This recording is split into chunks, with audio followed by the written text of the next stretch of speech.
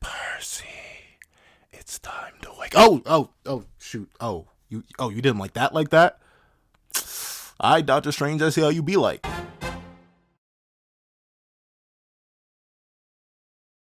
Thank you to our final patrons, Strawbones, Red4765, Midnight Gemlord, Sean, and Artgoon. And a very big thank you to our $25 patron, Alex Ice Rose. Now, here on this breakdown / review of chapter 96 of Four Knights of the... Please remember to leave your own list on the chapter in the comments section down below. Leave a like and subscribe if you haven't already. Also, here's that little notification supposed to miss out on any videos that come to the channel. Also, I do a Patreon down below. You support result as one, Dama, exclusive videos, early content, and more. You can also now become a member of the channel for as low as $3 a month to get the same perks and more. Some of those perks include the live reaction to this very chapter. Now, let's hop into chapter 96. What's up, guys? Pencil here, and here we are to review chapter 96 of Four Knights of the I'm lying. We're hopping into last week's poll. So last week I ended up asking y'all who was going to save Tristan, because Tristan was getting absolutely mollywopped, body bagged, roughed up, whatever. Just the image of Tristan getting knocked around like a pogo, not a pogo stick. Yep, a paddle ball. Like, he was straight getting abused by Io and her sticky substances, if you know what I'm saying. So obviously, Tristan obviously needs some help, right? Like, someone needs to come in and save him. So I gave y'all 4 options. And admittedly, looking at the results of this poll, I feel like I should have taken off the top option. But let's talk about the 4 options. One was the demon. Tristan saved it himself. You know, he do got it on him. He do got it in his back pocket. So it wouldn't be entirely wrong for him to pull it out of his back pocket. Like, he got to pop the trunk on Neo, you got to pop the trunk on Neo. It'd be like that when it'd be like that sometimes. 2, the victims. I called him the victim just because Hugo Strange did him so dirty. Like, he straight up showed up and said, hey, let's get quiet. And then bada bing, bada boom, and knocked them all down. However, that was one option. And then we had the loved ones. You know, the love interest and the unrequited love. You know, the best kind of love. Not really. It's horrible. But regardless, there was the final option, Starved War, which would be Gawain and Lancelot. With an overwhelming, and I mean like legitimately overwhelming, like 8 times or over 8 times the highest next option kind of overwhelming. That's the overwhelming I'm talking about. The demon, Tristan. He is the one who came out with 82% of the vote. Golly gee willikers, like, I thought this would be a popular option, but I did not think it would be that popular. I must have underestimated y'all. 330 votes and 82% of y'all went for the demon. That is just a little bit bonkers to me, but I completely understand, right? Obviously, this is the main arc that we're going to... Well, not necessarily the main arc. Obviously, the crazy Tristan demon arc is going to end here. But Tristan being berserk in demon mode is something that won't last forever. So obviously, getting the most of it while we can makes sense. Almost everyone else has people that they would be fighting with already. The victims have somebody and the loved ones have somebody. So there's no reason for them to suddenly drop their fights and run all the way to Tristan when they're already fighting people. And obviously Starved War can't sense anybody right now. And sure, Gawain could just cast Absolute Cancel again, but she already said it makes her tired. And thusly probably doing it on that wide of a scale again would probably knock her out. And considering how low... or not necessarily how low, but how hard it was for them to pinpoint Tristan's location last time when the magic flared up, I highly doubt they'd be able to find him anyway. So yeah, honestly, all the other options are locked down. So I can definitely see why y'all went for the demon, because obviously a demon v demon match will be going kind of crazy. It'd be a bit demonic, if you will. The next one up is Starved War. I completely get that. I do want to see more of the 4 knights fighting together. Like, we've seen a bit of it so far. We saw Tristan and Percival. We haven't seen Lance fight with anybody, really. I mean, he helps out. Like, he tagged in on the Tristan versus Melascula fight, but we haven't really seen that. And the trio of Gawain, Lance, and Tristan would be pretty cool to see fight, especially if Io's actually decently strong enough to, like, not instantly get one tap by Lance. Then the next up was the loved ones. I'm actually kind of shot with this one, but, you know, all these characters have slowly become more and more likable. Look at Rye. Well, no, Isold's crazy. Isold's crazy stats-wise, so I can definitely see why this came up. Once again, only 5%, though. I find that so hilarious. 5% for them, and then 3% for the victims. I guess y'all just wanted to see him stay there and get jumped by McDuff. That's crazy. I can't even say that's crazy. This is very funny to see. I am very excited to see the 2 fight. Or, I was until, we saw the 2 fight. However, regardless, thank you so much for participating in last week's poll. Make sure you get your input in on tomorrow's poll, dropping at 12 p.m. to make sure your input is included for next week's review. Now, let's hop into Chapter 96. What's up, guys? Pencil here, and here we are to review Chapter 96 of Four Knights of the... which is known as as Battle City. And I will admit, the city is indeed battling. However, let's hop right into it. So open up, and we see that Antoniak is mocking Anne and Isold for, like, you know, being teenage. Then again, see, this is so weird. I'm not sure. Because she says, well, well, well, aren't you a pair of cheeky, darling little girls? Looks like you've never known a man even with your blank blank. What's this lady even saying? You're totally worth slaying. And I'm not talking about no demons. Nakaba, you need help, man. Bro, like, why are you drawing her from this angle? There's no reason. There's no why? Come on now, for the kids? I know this manga isn't for the kids. What is this published in? I forget what Four Knights is published in. But gosh darn it, Nakaba, chill out. Alright, we do get to see. But that's the thing. I don't know why she's saying that. Like, what provoked that? What is that? What you immediately open up with? Especially you're an assassin. Why? Well, of all the things that come to mind, like, why is that the first thing? Like, wow, y'all definitely ain't gotten your backs blown out yet. I can tell, despite the way you look. Like, come on now, Antoniak, be progressive. Gosh darn it, we do not judge people based on their appearances. However, speaking of judging people based on appearances, we see Jade. He is staring. Like, he ain't just staring. He's like ST AAA staring. Like, he is looking long and hard at it. And we get to see that Derriere Light, aka Antoniak, is like, hey, you stuck-up brat, don't look at a stranger's glamorous body like you want to run your tongue all over. Like, Nakaba, like, what? I don't know. I will admit, like, even Seven Deadly Sins at times was just weird. Like, obviously meliodas as a main character opened up in chapter 1 and showed you that he was not afraid to get a hands-on feel of a situation. But, like, Nakaba, what are we doing here? What is transpiring? Are you okay, man? Are you okay? I think I asked this last week too. Brody, are you okay? No, not last week. I think it was a few chapters ago. But, like, Nakaba, do you need help? Is everything okay at home? Like, what is compelling you? What is compelling you? Especially when most of these characters are underage. I'm not sure how old Antoniak is, but, like, what is this? What is this? Like, if you're the editor, what do you really think when you see stuff like this? I'm presuming you gotta let it slide. Nagaba's released a bunch of series before. He's a relatively popular mangaka. He's not up there with, like, Horikoshi or, like, Gege in terms of, like, popular series wise, but still, Nakaba, Brody, just go get some help, dog. I swear you need it. However, we see that with this accusation being the case of Jade seemingly trying to get in where he can fit in with his eyes and mind, Isold, the love of his life, is like, Jade, how could you? Of course, like, only in the Seven Deadly Sins world, right? Y'all are in a life or death scenario. This woman just came from the deepest of darkness and shot a whole arrow at y'all that made a massive plume of smoke in a brick wall. And the first thing that comes to mind is like, Jade, how dare you offend her like that? Like, she's literally here to slaughter you. She literally just said, you're totally worth slaying.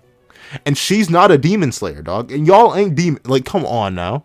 Come on. That actually works in the Seven Deadly Sins world because there are demons. Huh, ironic. But still, it's, once again, Seven Deadly Sins is such a weird series because at times it can have some of the most amazing, transcendent, next level thermonuclear writing that literally detonates everywhere and creates some of the best things that I've ever read. And it can have stuff like this. Same series. This is the same, like, this takes place in the same chapter where blank happens. If you read the chapter, you know what happens at the end. Like, this is the, not even what? Let me double check. 1, 2, 3, 4, 5, 6, 7, 8, 9, 10, 11, 12, 13. 13. There are 13 pages between this moment of a misunderstanding and a certain someone getting their neck put the wrong way. Like, really? If there's one thing Nakaba has, it sure is dichotomy. However, we do get to see that with Jade recovering from his fall down, he's like, hey, be quiet, shut up, you self-conscious old... I can't say that for Pencil's channel. I was thinking, or taking a look at your weapon, not your immaculate physique. Jeez, do you go to the gym? Nah, but I understand. You know, Jade only got eyes for Isold. He like him tall. He like him Titanic. He just like me, for real. But regardless, we do get to see, so it's a longbow. Why am I giving Jade this? What voice did I give Jade? Like, I like him way more as a character now, but I actually genuinely forget what voice I gave him. I think I'm going to keep this, like, kind of surfer dude voice for him, though. It's a longbow.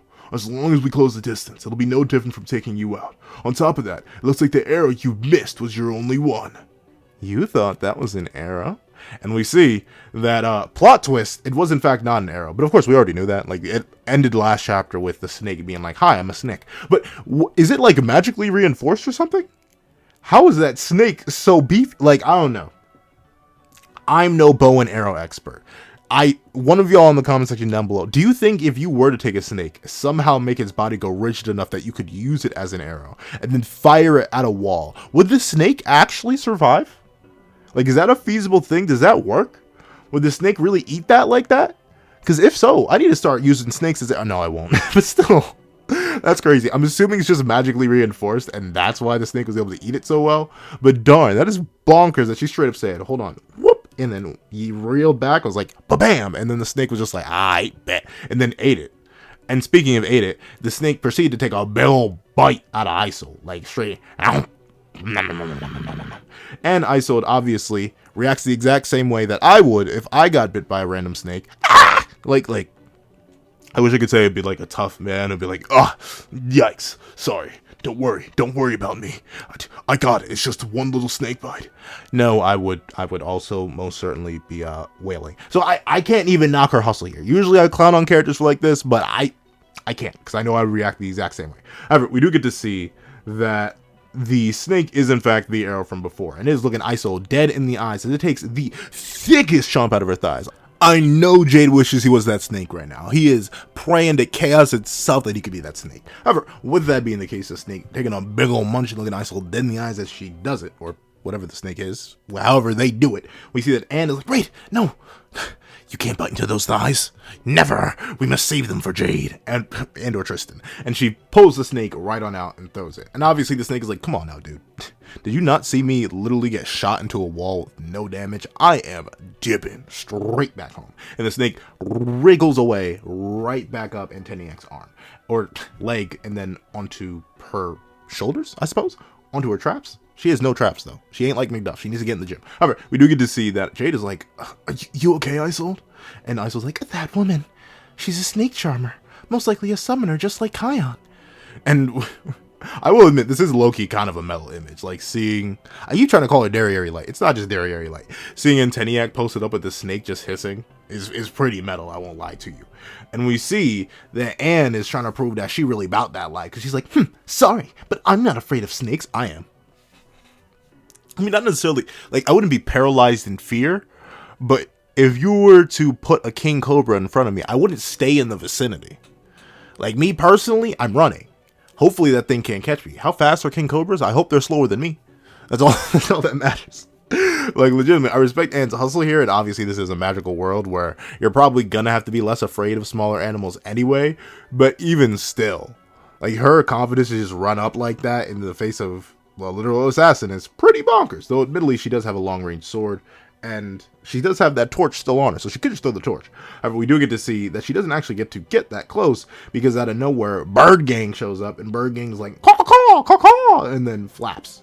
Now, admittedly, if an owl popped up in front of me, I don't think I'd hit the same scream as I would if a snake bit me. I think that would much more like, hey, what the heck? And I like owls. Owls are pretty cool. The whole 180-degree head thing is kind of creepy, I won't lie. The first time I learned about that, I was like, huh? What about, where's, like, I literally tried to turn my head just now. I'm like, I barely got 90 on it. How they doing a full 180? But with that being the case, I don't know. I want to hurt him. I'd be like, dude, why are you throwing owls at me? However, we do get to see that Anne, you know, this insane next level character really is getting soloed by two owls as they just flap. They flap in her face to assert dominance with like, they're just repping Bird Gang as they should. And we see that Isold is like, Anne, what are you? But Isold obviously does not get the chance to focus too much on Anne, because another thing that would make me freak out is spiders. And I'll admit, I've definitely gotten over my fear of bugs for the most part, but like, if I woke up one day and I saw a tarantula across the room, I think I'm literally throwing my bed. I don't know. I'm not afraid to attack them, but like, y'all know I have a sword. I am straight throwing that sword like Ares threw that sword at Kratos. Like, I'm straight launching it through. I'm sorry. I know there are people who love tarantulas, who love spiders. I know spiders are technically good insects. They're not even insects, they're arachnids. But, like, I know. But just fundamentally, I can't ignore, like, the years upon years of current modern society training on top of the years upon the years upon the years upon the years and the generations of evolutionary influence. Spiders freak me out. I slay them without hesitancy. If they're outside, and this is the same with a lot of bugs, if they're outside, I don't necessarily care about their presence. It's just like, hey, you're outside, I'm stepping into your territory, my fault, Brody, I'll get out your way. But if they're inside, I'm sorry, you forfeited your that sounds so bad. You forfeited your life to me. So I can definitely understand Isold's reaction of stomping, breaking it down. You know, you gotta do what you gotta do. Can't let we already had Bird Gang here. You can't let Spider Gang really do they do. Talk they talk. However, we see Jade gets done even dirtier. He's getting jumped by Butterfly Gang. All the different gangs showing up, all repping that Antoniak set. And we see with all these birds and bugs and beasts all showing up, we learn that Antoniak isn't just a snake charmer in particular. In reality, her magical power is in fact the ability to take control of all small creatures within range. Summon creature. Now, admittedly, at face value, this ability isn't that good unless she can reinforce them with her magic, which I'm assuming she can do. Like, based on the fact that the snake, once again, managed to turn into a full-on arrow that managed to be launched into a wall with absolutely no repercussions, I'm assuming these creatures are stronger than they would be, right?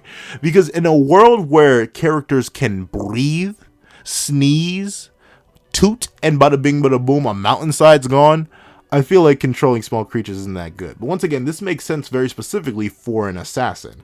Hypothetically, Antoniak doesn't even have to engage with you. Like, straight up, she could just send a whole bunch of tiny poisonous creatures at you and you're GG'd. Mainly because she could be really subtle with it. She doesn't actually have to hit you with a full frontal assault like she does here. You specifically see her in this panel summoning everybody. She got centipede, she got spider, she got tarantula, she got bird gang, she got butterfly gang, she got snake. Solo. The game could not show up. She got so many different options here. But realistically, just send that poisonous snake, let it slither. Oh, nice and slick light. And go, ow. You kind of thick and juicy. Ow. And then bada bing, bada boom. If they're poisonous enough, it's a GG. I can see why she's an assassin. In the same way they can see McDuff's magic being used for assassin work as specifically a silencer magic, I can definitely see this subtle way being used to use magic properly. Though interestingly enough, with the context that's provided later on in this chapter, I'm wondering why she's even targeting them. Like, there's no real reason for her to, right? Like, none of these characters are the Four Knights. And notably, we see that McDuff later on in this chapter leaves the non-Four Knight candidates alone. Like, he legit, you know, does the thing to Percy, but then he just dips. Like, alright, my job's done, I don't get paid enough for this, and leaves. So why is Antoniak attacking them very specifically? Like, I think it would be better. I know they said to split up, but, like, maybe she should be on, like, Gawain and Lance's case or something. Maybe she just knows better. Maybe she just knows not to go for any of the actual Four Knights, because that's a death sentence. Because realistically, I'm not exactly sure how someone like Antoniak would take on any of the Four Knights, even Percival, right? Because are the bugs really going to get through his magical aura? I don't think so. I mean, sure, she does have the ability to, like, fire them at people, but I'm not sure if her, like, draw strength or even her amp draw strength is enough to break through Percival's magical barrier. They can catch things like Pelgar's attacks and stuff like that and, like, hold on to commandment tier level attacks. Like, those things are kind of beefy when you really think about it. Obviously, she's not beating Lance, because nobody's beating Lance. If she runs into Gawain, she's literally run into the worst of the Four Knights to run into. Because if she thought Jade was staring at her, Gawain will legitimately run her tongue all over her, so she's in deep amounts of trouble there. And then all you have left is Tristan. And Tristan's currently getting mollywopped right now by someone who isn't even affiliated with Camelot. So Antoniak may accidentally get jumped if she went toward Tristan. So maybe she made the perfect choice. Maybe she knew exactly what to do. Maybe this was the right play. Even though these are complete randoms that she has no need, because none of them are the Four Knights. I suppose this may have just been the most proper play she could have made with an ability like hers. However, we do get to see, speaking of her ability, that Isold, drop it like it's hot, drop it like it's hot. If you just got bit by a snake, drop it to the floor, drop it like it's hot, and she drops. And we see that Jade's like, Isold, what's going on, man? And we see that Isold's like, I'm getting dizzy. And we see that Anne's like, it was a poisonous snake. Thank you, Anne. I appreciate that. But actually, it wasn't poisonous. It was venomous. Like, poison is when you bite it and it takes you out of here like a pufferfish. Meanwhile, venomous is when it bites you and it takes you out of here. It's a common mistake. I don't blame you. It's a thing that most people don't need to know, but trust me, it is pretty important. So you eat the right things and you don't get eaten by the wrong thing. Don't get eaten in general. But, well, if you're into it, you're into it. I'm not here to knock your hustle. It's 2023. But regardless of that, we do get to see that Anna's like, let's get you to Nasiens or Percival. Preferably Nasiens. He is the GOAT. And we see that Isold, she ain't just moving to Nasiens or Percival by herself. She's going by the Jade Express. Because he's like, hold on tight. For now, retreat. I know Jade, just you can tell by the blush on his face. You can tell Isold, she blushing just a little bit, know what I'm saying? But you can know Jade is so, he feeling himself right now. He like straight feeling himself right now. He said, it feels better than I even imagine. I know, bro, is unbelievable. Like, geeked is the understatement. It's not even the word for this situation. I don't know. I'm trying to think. Not with any of the people I've liked. I've never been in a situation like this. Mainly because I've lifted up people before. Like, I overhead pressed the dude. But then again, well, no, it wasn't a dude. But she was like a solid 110 pounds. So it wasn't necessarily that impressive. But still, she was not a person of interest. I know Jade is thanking chaos itself for the opportunity to lift up the love of his life. And we do get to see that Antoniak starts to flex. She's like, oh, you do realize these guys and I share our senses of sight, hearing, and smell. Not taste or touch, huh? I guess Antoniak did not get the taste of Isold's thunder thighs. However, we do get to see, no matter what path or shadow you slink off to, we'll find you. Once again, a very good assassin-specific ability. Like, if you can be tracked by an nigh on infinite amount of small creatures that are always linked to the assassin, that's really, really good. And considering how many things she's controlling, one, it's very impressive that she can perceive all that information at once. Like, on this page alone, there's 1, 2, 3, 4, 5, 6, 7, 8, 9, 10, 11, 12, 13, 14, 15, 16, 17, 18, 19, 20, 21, 22, 23, 24, 25, 26, 27, about like 28 separate individual creatures and her own sight line, and she's getting all that information at once. Sure, it's like a variant. Oh, I didn't even see the bugs on the ground, so there's like an extra 4. So around like 30 different sight lines she's all monitoring at once, and her brain isn't breaking. Like, that's very, very impressive for one. And she has her other senses synced up, and notably animals do have much stronger senses than us, so that is very, very impressive that she's, one, able to process all that, but two, obviously, yeah, she'd be a great tracker. She can just send things everywhere. I'm not sure how like big her range is, notably because she says within range. She doesn't say within a small range or a limited range. She just says within range. So presumably she definitely has like a pretty decent range on that. So if it's like a town's range, that's really good. As long as you're in the town of the target and you have something that marks their scent, bada bing bada boom, send all the small animals after them. That's nice. However, we do get to see, with the fact that it is stated that, oh, so your sight is in a link to them, huh? So you essentially see the same thing no matter what. So you're telling me, you're saying that if you can't see anything, then they'll lose their sense of sight, right? Boom. Perhaps I treated you too harshly. Like, legitimately, Jade, he coming out the clutch right now. He is straight up, I'm not deadlifting, but he is holding on to Isold with one hand as he throws his left hand out, hits with the darkness, and she's sealed away in the dark ball that he did to Percival. That magic is really, really good. I mean, specifically, it's only good in the context of this town, because due to Eo's jamming magic, no one can sense each other. Notably, fighting without sight is not a problem for, I'd say, 99% of the series, because magic sensory abilities are strong enough to compensate for that. But still, that's a really good use of Jade's power, and I like it. I like how Nakaba is going out of his way to give these lesser characters their usages with their hacks. We haven't seen Anne's used in a while, but once again, hers is super duper specific. It is very, very hard for her to use her magic in any sort of combat sense. But for Jade and soon to be Isold using their magics like this, I'm really proud of Nakaba. He's going out of his way to flex out and really show that these guys do have their uses. And we do get to see that with this, Isold It's fine because he's still in Jade's bag. But Antoniak is like, huh? My eyes! Where'd you go? I wonder, it's hilarious that, like, all the owls, and, well, not hilarious, I feel bad for the animals, because obviously I don't think they're, like, loyal to her, they're literally being controlled. But I feel bad for it because they all just plop against the ground, because the birds can't fly without their sight, and stuff like that, and I can't imagine what the insects are doing. That's gotta suck. However, I wonder if the snake will accidentally bite her. But we do get to see that, with that being the case, with her eyesight locked off, and now the eyesight of everything being locked off, Anne, Isold, and Jade make their retreat, with Anne leading the way with the torch. And we see, in order to stay useful, Isold actually tags in with her magic, and she tips, well, I was about to say she tips the ground twice, but no, the ground did not ask for a gratuity. She just legit taps it twice, bada bing, bada boom, leaves 2 marks. And with this being the case, we see that while the shock of losing one's sight is probably bad for anybody, in reality, Antoniak is still, for the most part, set up, because she's like, you fool. You what? You thought just taking out my sight would happen to be able to beat me? You don't know. Some creatures can just move by hearing and smell. And we see a lot of the insects are the ones following her, mainly the spiders and the butterflies.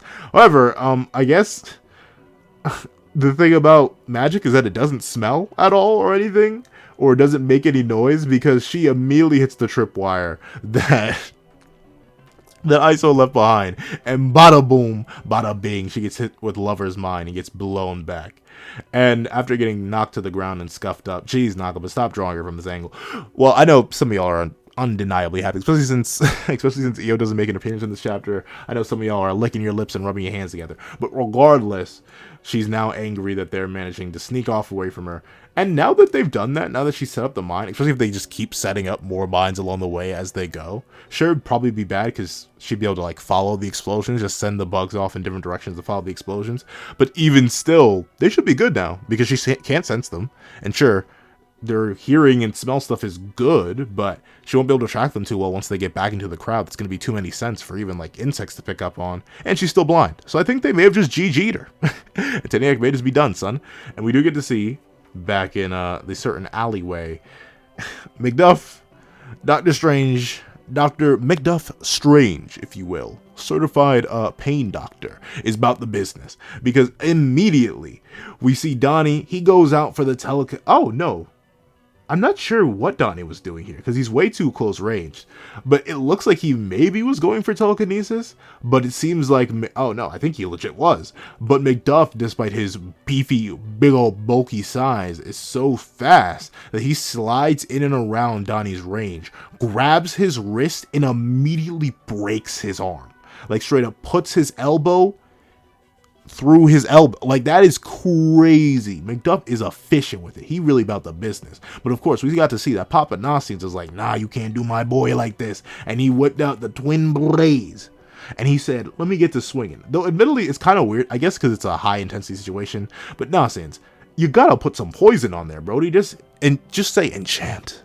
Belladonna, enchant, henbane. Like, you gotta hit him with something a little bit, like a little bit. Come on now, Nasiens, you can't be fumbling like this. However, he gets to swinging, but once again, McDuff got the moves on him. He's like, weave. Hold on, let me slide in real quick. And he, like, dog, I don't know. I've never, because I'm always been a relatively big dude. Like, I've been tall ever since I was a kid.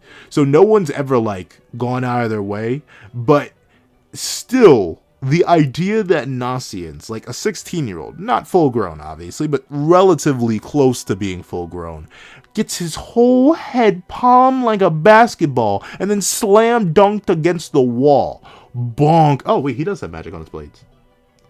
It's just not shown in the previous shot. So he does have magic on him, but still, he gets slam dunked into that brick wall, and McDuff just has not a care in the world on his face. That is crazy. You can tell bro really is an assassin. Like, Antoniak actually seems a little bit unprofessional about it, like the way she's taunting them and teasing them and, you know, not really being about it like that. Nah, McDuff is here for the business. Breaks Donny's arm, shuts him down, immediately slams Nasien's head like a basketball, shuts him down. We see him, like, with like 4 fingers. Seemingly he blocks with the back of his hand and not so much the fingers. But with his whole hand, he straight boop, negates all the motion of Chion's axe, immediately pushes it up, and then proceeds to send the finest, the smoothest, the butteriest of standing kicks straight into Chion's gut, his chest, his heart and soul. And Chion, he starts spitting, slobbering over something that's not Tristan's meat for the first time. It's over McDuff's foot in his gut. And we see that with everyone being disabled, it doesn't actually last long. McDuff finally shows a little bit of caught off guardness, and he even leaps back from a burst of magic. And the magic is obviously Percival. Percival's in the back playing support. The Percival, Brody, you're the strongest person here, dog. You should probably do something about it. Like, you should probably not be standing in the back. You gotta lead the way at least a little bit. Though I will admit, this shot is definitely kind of hard. Seeing everyone get healed up under Percy's magic, all grinning and stuff like that. Chion a little bit shocked because this is the first time he's probably ever even experienced Percival's magic outside the time he got his arm restored. So seeing Percy, sword in the air, lost vein in the air, not lost vein, but dragon handle in the air is really, really nice. I really like this shot. And I will admit, I'm shocked Percy isn't dropping the platoon on him. Like, they straight up need, based on that performance alone, McDuff was worthy of the whole mini Percival Corps. Like, straight up jump that man. Sweet mother of mercy, he's bout it. And we see, speaking of McDuff being bout it, he narrows his eyes. And instantly, once again, this man is mobile. Notably, I've known some fast big dudes. Like, one of my friends was a linebacker in high school. And he had moves. Like, this man was quick. And he was like linebacker, like big, thick, bulky, a real human wall. But nah, he could hustle. He could hustle like that. And I've known like muscular dudes, like straight big, beefy, like strongman dudes who also just happen to have that movement on them. And McDuff is obviously one of them. But the mobility is bonkers.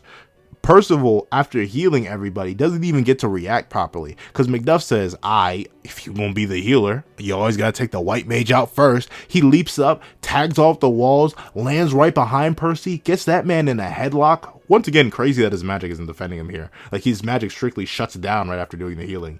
And McDuff is like, hey, want to see a magic trick? And just... Okay, to be fair, it doesn't happen that quickly. But everyone turns to look at Percival. But Percival, as he struggles, yeah. Remember how I mentioned that I turned my head 90 degrees? Yeah, McDuff turned Percival's neck 90 degrees. Golly gee willikers. So this is a little bit something else, if I do say so myself. It is a little bit bonkers. I will not lie to you. It is crazy. And he just drops him too. Like, straight snaps him, drops him, and is good to go. The chapter's unfinished, but Nakaba is sick this week. He's had like bronchitis for a while. Like, his bronchial tube is hurting, so I can't even knock him for this. It is not even like a mistake of laziness or bad timing or anything. Bro's literally just been in pain. I understand what it's like being sick. You cannot get work done at anywhere near the same efficiency. I'm shocked to even release a chapter this week. Nakaba, take a break. Take a break and get some rest. However, we do get to see, with McDuff having completed his objective, he lets his guard down just a little bit, and suddenly he's floating in midair. And Donny hits him with the Yeetus Vanitas and throws him out of the alleyway. And I will admit, once again, Donny, very, very good, very, very powerful. If this guy was strong enough to snap Percy's neck, even though Percy didn't have his magic up and stuff like that, we know Percy's magic amps him. The Ten Commandments, their power level is getting less and less impressive, because being able to do that to Percy, someone who was able to somewhat combat Melagallon, and then with one mini Percy was able to absolutely one-shot body bag Chaos Galland. Wow, McDuff really is strong. The humans have definitely leveled up in comparison to their original series selves, and I like that. However, of course, with the fact that now that McDuff is gone, the main concern is the white mage, Percival. Percival's down. And specifically, we see that now that McDuff is out of the area, sound has started to return. And we see that Chion even notes, our sounds and voices are back. So, it was a sound erasing magic with that man at the center. It was a stealth type magic, so of course not a single festival goer would notice we were fighting. But I didn't expect him to be so spot on and take out our healer in an instant. Well, Chion, if you're smart enough to know that he was having stealth magic and would operate in an efficient way, why are you shocked he did that? Like, admittedly, it put me in McDuff's situation, and I see that, yeah, I'm going for that opponent. And now that I think about it, maybe I mentioned earlier that Antoniak made us be off the mark, but no, I think McDuff was actually going to end them all. But then again, he didn't really, because he could have, instead of breaking Donnie's arm, he could have, like, just broken Donnie's neck. And the same thing with Nasiens. Like, as he bobs and weaves, instead of just slamming Nasiens against the wall, he could have just slammed Nasiens' neck 180 degrees. And obviously, kicking Chion to the chest is good, but if he's able to casually reflect the axe like that, he could have just batted right back at Chion and, you know, decapitated him. So maybe they just don't. Maybe McDuff just made a mistake. He gets thrown away here at the end of the chapter, which is pretty darn rough. And we do get to see that Nasiens and Donny are much more worried about Percival than ever before, because obviously, bro is not breathing. His neck did a 180, and unfortunately, due to him not having demonic, goddess, heck, I feel like you could snap Gloxinia's neck, and as long as he had drop of life, he could be good. Somewhat fairy biology, then I said, GG, it seems like Percy's just gone. And notably, we have seen Percy get off before, so this isn't the first time, and the last time was even more graphic than this one. But it seems like Percy is not auto-rezzing. They need to give him some more hope, likely get him to Anne and the rest of the group in order to revive him properly. And we see Chion look on with a shockingly forlorn expression, because he looks at Percival and he says, just give it up. His neck is broken. He's already gone. And we see that Donnie's like, dude, what's wrong with you? Is that any way to talk about a comrade? And Chion's like, hey, all I did was calmly point out what I saw. It's thanks to his magic that we're still alive. If you want to be sentimental, be my guest. But in the end, I'm just saying he was the kind of human who'd die in an alley like this. If he hadn't been propped up as a knight of prophecy, he would have lived longer. And we end the chapter on that. And we see Donny and Nasiens glaring at him while the chapter concludes. Percival has died. And note, it does say died. He has died to the brutality of the Knight of Chaos McDuff. Chion's icy calm words pierced their hearts. To be continued in chapter 97, Requiem Ever Ringing. Okay, so a couple things to talk about in this chapter. One, Tristan does not even make a slight appearance in this chapter. Kind of crazy, because admittedly on the cover page, Io is shown. Notably, she's shown in what I assume isn't actually like the fighting motion. This just seems to be a shot of Io. Same with McDuff and Antoniak, who just seem to be posted up here to look cool for the cover in Battle City.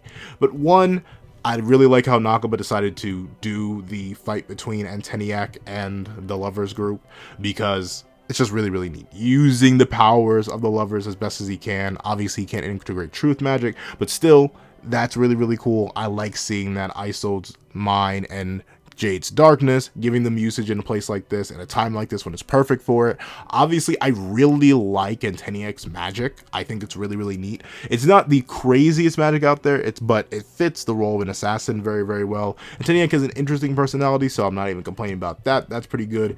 And as the chapter itself says, I really, really like McDuff's brutality, his efficiency. It once again, ironically enough, reminds me of Hugo Strange, which I know I've been calling the character ever since he appeared, but still, that sort of ruthless efficiency that does not care and is sort of just here to get the job done. I really, really like it. I really, really like how it's portrayed, and seeing Percival, I don't know why I said it like that, seeing Percival perish once again, and this time in such a, it's weird to say underwhelming, but like, remember, this guy was fighting commandments, getting knocked through buildings, having parts of his body torn into by weapons and stuff like that, getting smacked away by the King of Chaos, and what takes him out? Just this thing that would take anybody out. You get your neck snapped as a person and you just go. That's it. Your life ends. It's so oddly cold and detached and almost like inhuman feeling, but at the same time it works. Once again, it shows McDuff's contrast as all the antagonists we've seen so far, even Ironside, Pelgard, all the different levels of powers and knights we've seen so far, Arthur himself. No one has been as, even in the original series, when you really think about it, no one has been as ruthlessly efficient as McDuff. He started the fight and he ended it. And sure, he did get Yeetus Vanitas way out of range, but still, the fact that he did that is insane, especially with the speed and efficiency that he did. I really respect the character for that alone. He's already in top 10 Seven Deadly Sins villains, the whole anthology. However, the interesting thing is that Percival is gone. So obviously they're gonna res him. There's no way Percival's really just gonna die. As cool as it is that he perished to a neck snap, it's not sticking. But I wonder if we're going to get the same resurrection we did before, where he gets a massive amp, because, you know, he obviously perished, and he revives. Every time he revives, he get an amp. Or if we're going to get Despair Percy here. Notably, this knight does seem to be bringing out the worst of certain people. It's bringing out Io, it's bringing out McDuff, it's bringing out Antoniak, it's bringing out the pain of Isold, and it's probably going to bring out Demon Tristan. So this would be a really cool moment to revive Despair Tristan, especially considering there doesn't seem to be much hope with Chion at the end of this chapter, and it's much more like absolute end. Like, he's just saying it's over, it's done, there's nothing we can do about it, we got to move on. And I think this sort of negativity, this pessimism, just in the same way that hope can revive Percy from the dead, I can see that despair and hopelessness can also revive Percy, but he'd be in a much more dangerous state. I think he'd be pretty volatile to even his closest allies right now. And even if we get a Demon Tristan, we may not get a Demon Tristan versus Lance again. We may have to get Lance taking down an awakened Knight of Death, Percival. And with the next chapter being called Requiem Ever Ringing, I don't know. I feel like it's interesting. It would be cool to see Percival like in this pseudo death state, like where his soul goes or whatever, if he is in the capital of the dead and stuff like that. Maybe he gets to talk to his grandpa. Overall, I really like it. A super duper solid chapter. Even with the unfinished artwork, Nakaba got really far through it before the unfinished stuff started to kick in. Once again, he only had 3 pages left, and it's still a chapter of decent length. Already 18 pages. W work, W battle, W city. I really like it. However, that's what I think. Please what you guys think in the comment section down below. Thank you guys so much for watching. Remember to like, share, comment, and subscribe. It makes it a little notification so you miss out on any videos that come to the channel. Also I do a Patreon below. Each one result as one, count them one, down on videos, early content, and more. You also now become a member of the channel for as low as $3 a month to get the same perks and more. Now, thank you guys so much for watching once again, and I hope you guys have a wonderful day. This is That with a Pencil, writing off.